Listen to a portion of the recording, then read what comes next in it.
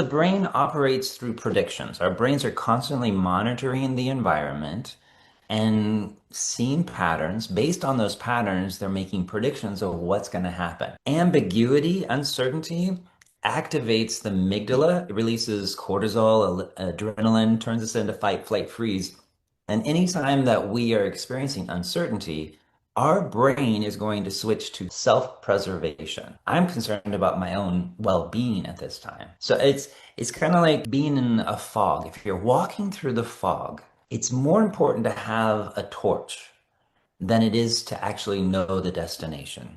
I don't need to be certain about the destination. I need a torch that's going to light the way, even just a little bit. And a leadership who speaks in times of uncertainty is that torch. They don't need to have all the answers, but they need to avoid silence that's going to cause the employees to start filling those gaps with worst case scenarios. It's a principle of when there's uncertainty, your brain is trying to handle emotional processing, which is difficult. When there's even a little bit of clarity, the brain switches from emotion to rational. And with rational, even if it's bad news, I can begin planning on a rational mindset of what my next step is going to be. In a moment of uncertainty, the first sentence needs to be, I'm here, I'm with you, and here's what I know. I can't say it's going to be contextual to the situation and how that leader typically shows up, but I do offer a framework for leading through uncertainty, and it's four simple steps. Step number one is to state the obvious. This is what we know. This is what we don't know. This allows the listeners, your team, to feel validated in that moment that they're not crazy. There is something going on here. And it speaks to there's still a lot unknown, but because it's being named as unknown, it switches to the rational mind and can be controlled in some way. Once you have stated this is what we know and what we don't know, the second thing is as a leader, take a stand. This is what I think, and this is what I'm committed to doing. What this does is it gives your team an opportunity to see the person that they have and placed in a role of authority. They get to understand their decision-making process, and they see the path that that person is taking. Very important. This is what we know. This is what we don't know. This is what I believe and what I'm committed to doing. Third step is to invite them to participate. No one likes to be told, go wait over there until we have more information, or why don't you go wait over there until I tell you something to do? No one wants to be told to just sit and wait. They just perseverate and go into a negative space. Invite them to begin preparing, observe, start preparing in this way, strengthen these things, build agility. Giving them a role allows them to move out of the inertia and into movement, which breaks down that feeling of uncertainty and channels it into something healthy and productive. This is what I know, what I don't know. This is what I think and what I'm committed to. This is what you can do. And finally, this is why it's important. Tie it back to the big picture of where this is going and why this moment of uncertainty matters. It validates the room and it helps everybody feel the action forward.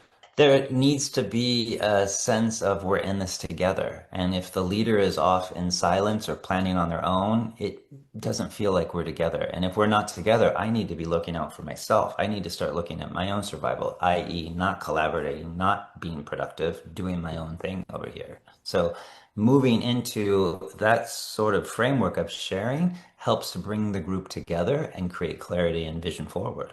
Research shows is that trust grows through predictability. The brain, again, prioritizes clarity over certainty. Frequent, short updates is going to serve better during a transition than a dense download. I think of it like this. Think of it like a lighthouse. A light scans by. The ships out there, they don't need this floodlight along the shore the whole time. They just need a pulse every now and then to re-emphasize where the line is. Same thing, if I'm an employee and my leader is giving me a regular, brief update, that predictability starts to create trust. At some point, I'm going to want a deeper download of what's going on, explain it more. But if I'm getting the brief, regular check-ins, the lighthouse is going in a way that's going to help me keep track of things and feel a sense of calm so that I can keep moving forward. And even when there's no new information, it's still important to maintain that consistency because that consistency is building trust. Don't cancel the meeting because there's no update. Keep the meeting and tell them that there's no new news. Answer any questions and keep going. Canceling that frequency begins to splinter trust. Regular, whether it's daily or weekly during a transition, is going to create that trust, to build trust so that they can follow through the uncertainty together. The want is to have a sense of stability, and we would love a promise. Please promise to me, commit to me a certainty that's going to happen. But we know inherently that certainty is never a full certain thing. When a leader can express the transparency around the decision making, that's where trust gets built. So rather than trying to give a sense of stability based on certainty of an outcome, which is not predictable, give a transparency around the decision making. When your team understands the decision process that went through, then they're going to be able to trust you more. I'll put it this way. You've probably been on a plane that experienced turbulence. Everybody in the cabin is like, what's going on right now? The pilot can just stay silent. Not a good put. The pilot could get on and say, we had some turbulence. We will not have turbulence anymore. Everybody's like, yeah, right. Have you ever flown before? That's not reality. Or the pilot could get on and say, we experienced some turbulence, so I altered our course slightly to avoid any more. Explaining the decision process helps everybody in the cabin's brains calm down. We don't need certainty. We need clarity around the decision making. So I would offer this to leaders. Your team needs to know how, not what. Explain the decision-making process that you're going through rather than promising any supposed outcome that you hope for. And I think this is especially relevant for leaders that are used to having more of a, here's the end point, this is where we're going to end up, and this is where we're going.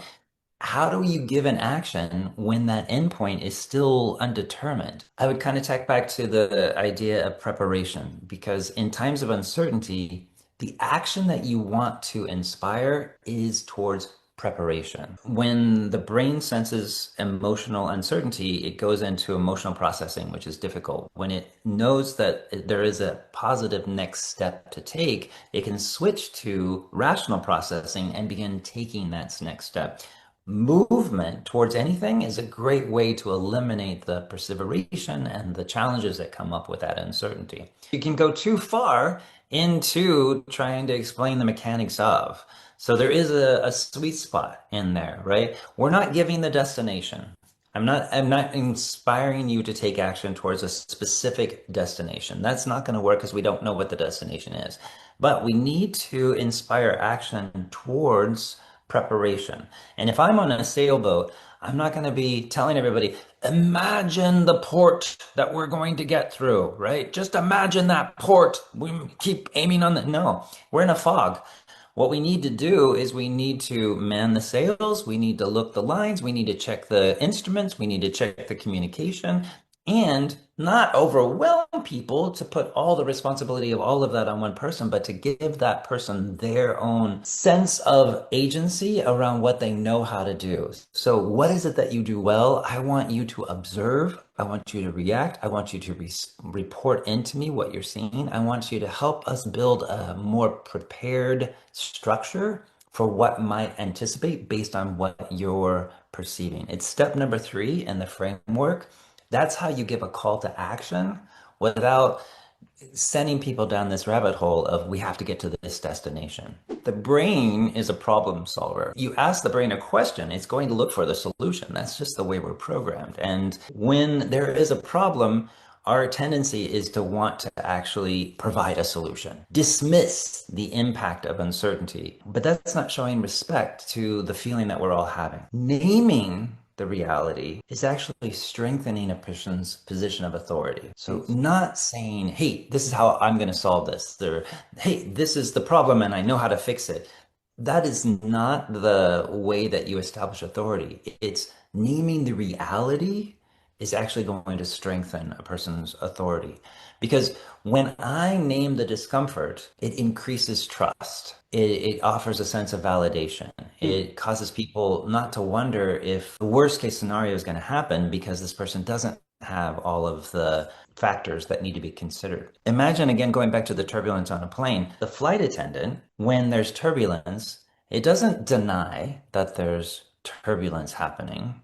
And it doesn't rush to the cockpit in a panic either. It doesn't try to fix it. They calmly walk down and they acknowledge, they attend to any of the needs that are showing up. And that presence is what creates trust. In those moments where I want to solve the problem, know that I need to validate the discomfort while naming the decision-making process that will signal an awareness and care and a sense of command. Speak before it feels comfortable. Tracking back to what we said, even a short burst of clarity can offer a great deal of value. It can increase collaboration and productivity. It can silence the perseveration and fears of worst case scenarios. I understand the tendency to want to wait for that last bit of information before I go out there. But a good rule of thumb is if you feel lost, they feel lost. I'd offer the analogy of sitting in a hospital waiting room. Doors are locked. No one's at the reception desk. No one knows what's going on. Anxiety is increasing, increasing. As soon as the doctor walks out, explains the delay, names the process, talks about what's going to be happening next, the room begins to settle and trust once again. The doctor didn't come out with all the answers, didn't have that last bit of information or the PowerPoint that was perfectly prepared, but it was able to calm the room at a time that it needed to. So if you feel lost, they feel lost. Take a moment to do a short burst of clarity in that, and you'll start building trust, collaboration, and preparedness. If any part of this conversation resonated, come chat with me. I would offer this. Go to clearandcompellingplaybook.com. You can download the uncertainty framework right there. You can sign up and you can get the download, and it'll keep you updated when the actual book is going to come out. It should be coming out later this year. It's going to be released through a publisher. And I would love to hear from you. I'd love to hear how the framework works. I have found every leader stumbles over one of those four steps. Which was the step that was harder for you to do? Which one was easy? Let's work together and make it fluid for everyone. Thank you to everyone that is listening.